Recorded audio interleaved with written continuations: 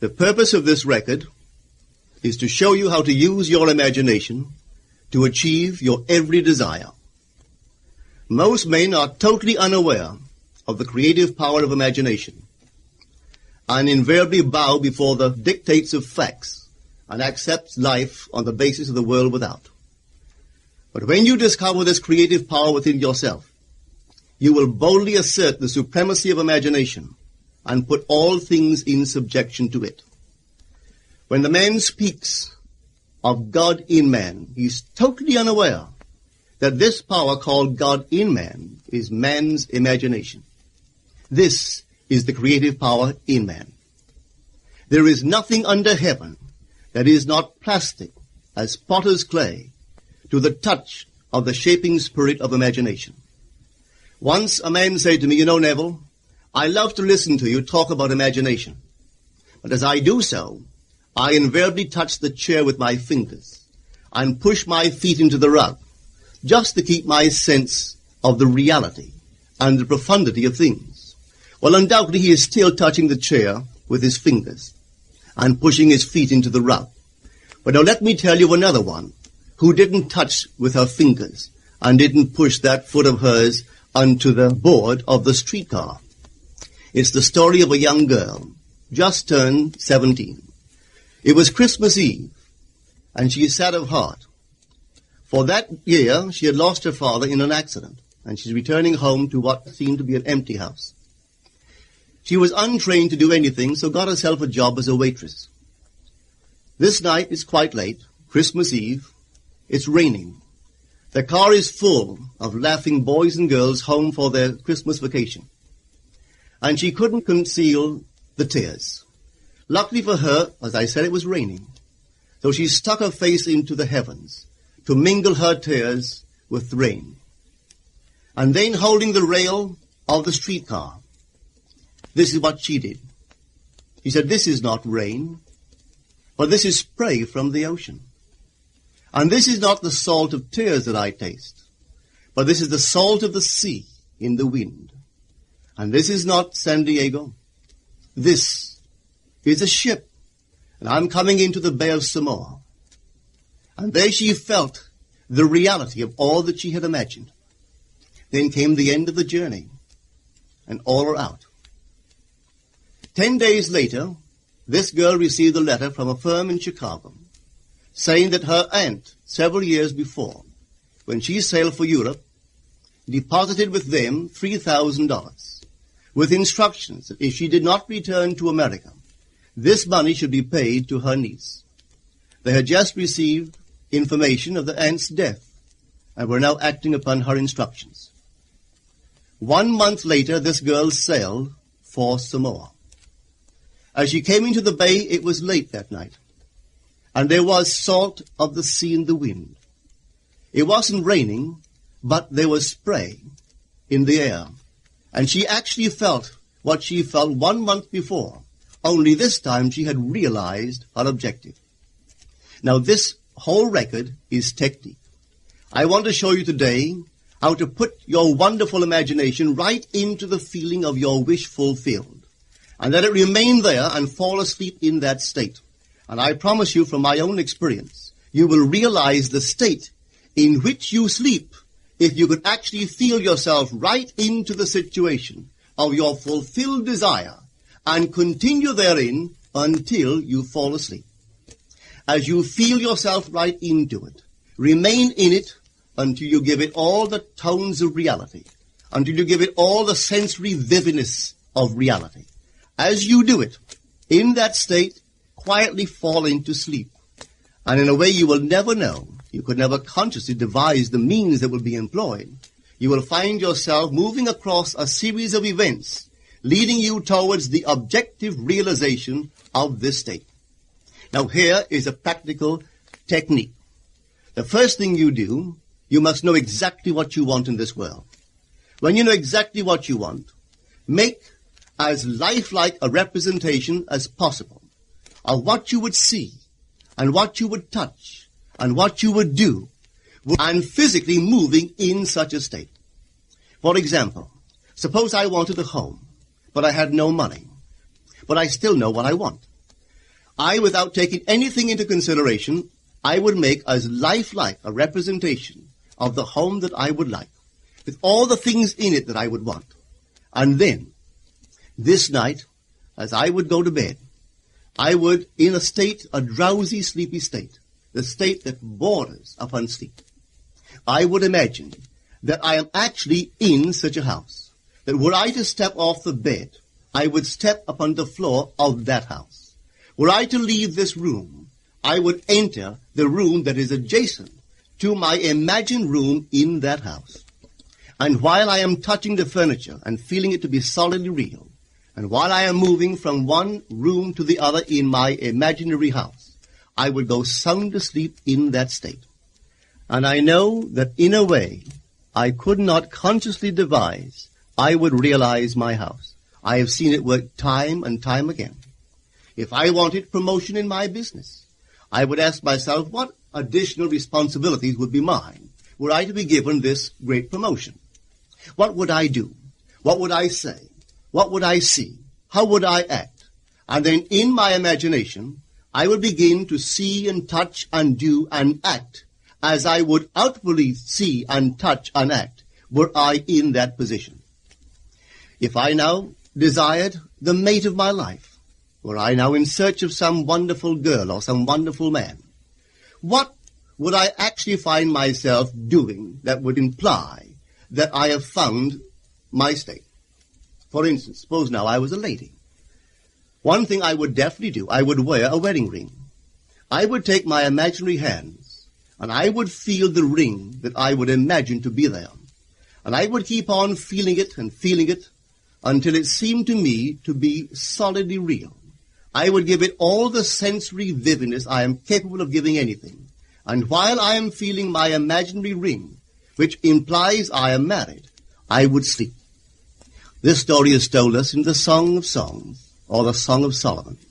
It is said, "At night on my bed, I sought him whom my soul loveth. I found him whom my soul loveth. And I would not let him go until I brought him into my mother's house, right into the chamber of her that conceived me." If I would take that beautiful poem and put it into modern English, into practical language, it would be this. While sitting in my chair, I would feel myself right into the situation of my fulfilled desire. And having felt myself into that state, I would not let it go. I would keep that mood alive, and in that mood, I would sleep. That is, taking it right into my mother's chamber, into the chamber of her that conceived me. You know, people are totally unaware of this fantastic power of the imagination.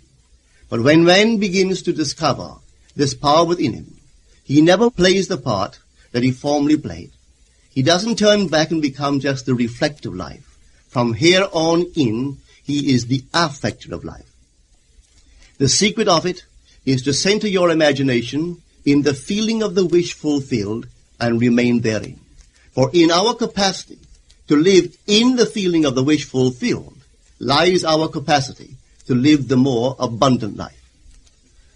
Most of us are afraid to imagine ourselves as important and noble individuals, secure in our contribution to the world, just because at the very moment that we start our assumption, reason and our senses deny the truth of our assumption.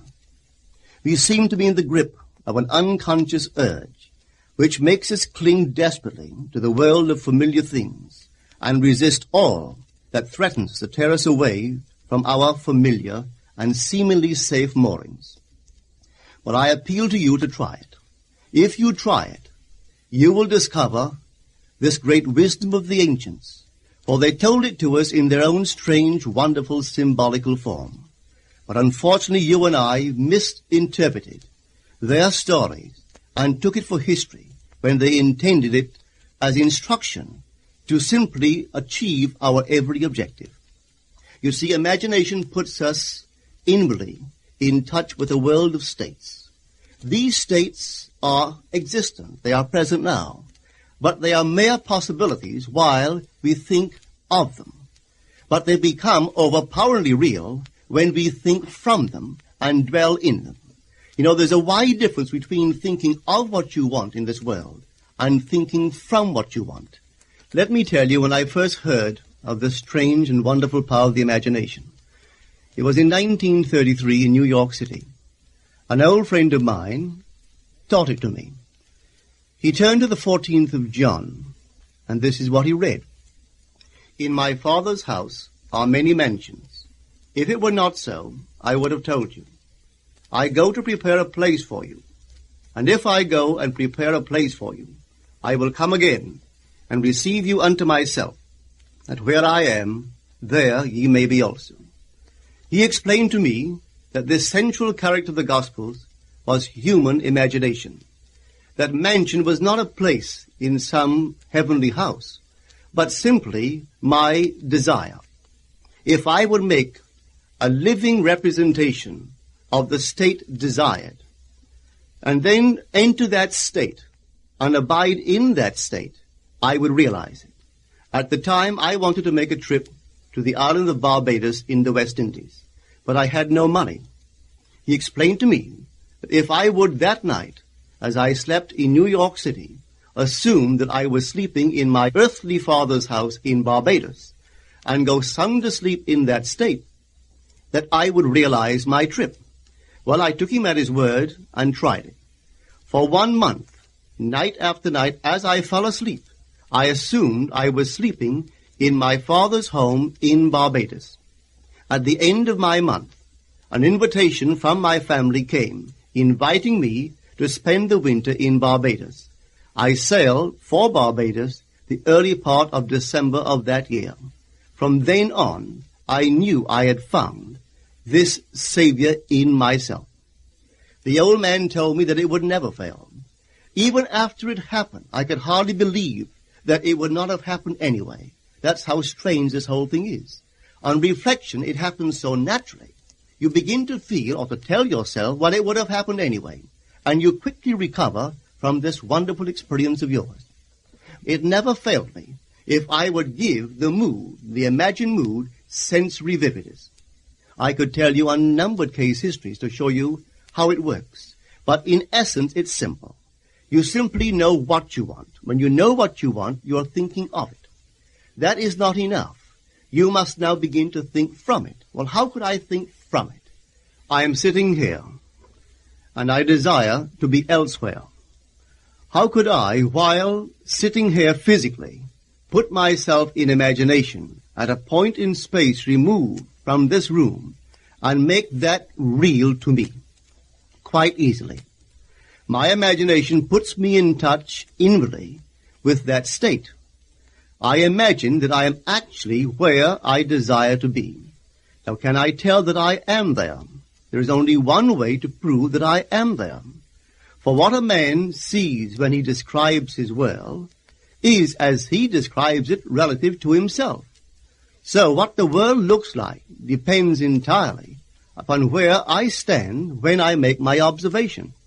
So if, as I describe my world, it is related to that point in space I imagine that I am occupying, then I must be there. I am not there physically, no, but I am there in my imagination, and my imagination is my real self. And where I go in imagination and make it real, there I shall go in the flesh also. When in that state I fall asleep, it is done. I have never seen it fail. So this is the simple technique on how to use your imagination to realize your every objective. Here is a very healthy and productive exercise for the imagination. Something that you should do daily.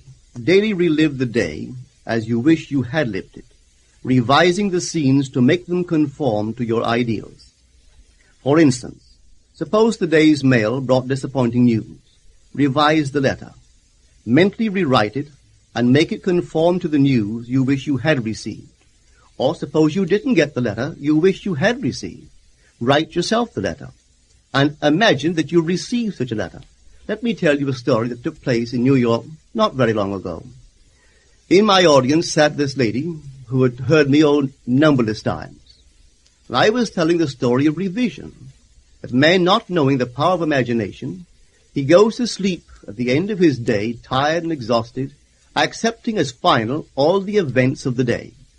And I was trying to show that man should, at that moment, before he sleeps, he should rewrite the entire day and make it conform to the day he wished he had experienced.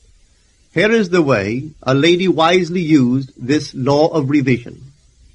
It appears that 2 years ago, she was ordered out of her daughter-in-law's home. For 2 years, there was no correspondence. She had sent her grandson at least 24 presents in that interval, but not one was ever acknowledged. Having heard the story of revision, this is what she did. As she retired at night, she mentally constructed 2 letters. One she imagined coming from her grandson, and the other from her daughter-in-law. In these letters they expressed deep affection for, and wondered why she had not called to see them. This she did for 7 consecutive nights, holding in her imaginary hand the letter she imagined she had received, and reading these letters over and over until it aroused within her the satisfaction of having heard. Then she slept. On the 8th day, she received a letter from her daughter-in-law. On the inside there were 2 letters, one from her grandson and one from the daughter-in-law. They practically duplicated the imaginary letters that this grandmother had written to herself 8 days before. This art of revision can be used in any department of your life. Take the matter of health. Suppose you were ill. Bring before your mind's eye the image of a friend.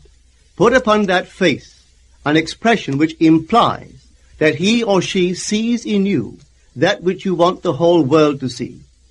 Just imagine he is saying to you that he has never seen you look better, and you reply, I have never felt better. Suppose your foot was injured. Then do this. Construct mentally a drama which implies that you are walking, that you're doing all the things that you would do if the foot was normal, and do it over and over and over until it takes on the tones of reality. Whenever you do in your imagination that which you would like to do in the outer world, that you will do in the outer world. The one requisite is to arouse your attention in a way and to such intensity that you become wholly absorbed in the revised action.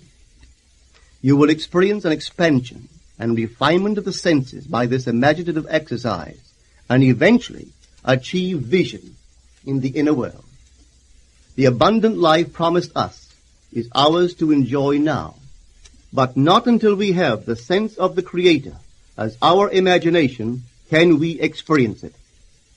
Persistent imagination, centered in the feeling of the wish fulfilled, is the secret of all successful operations.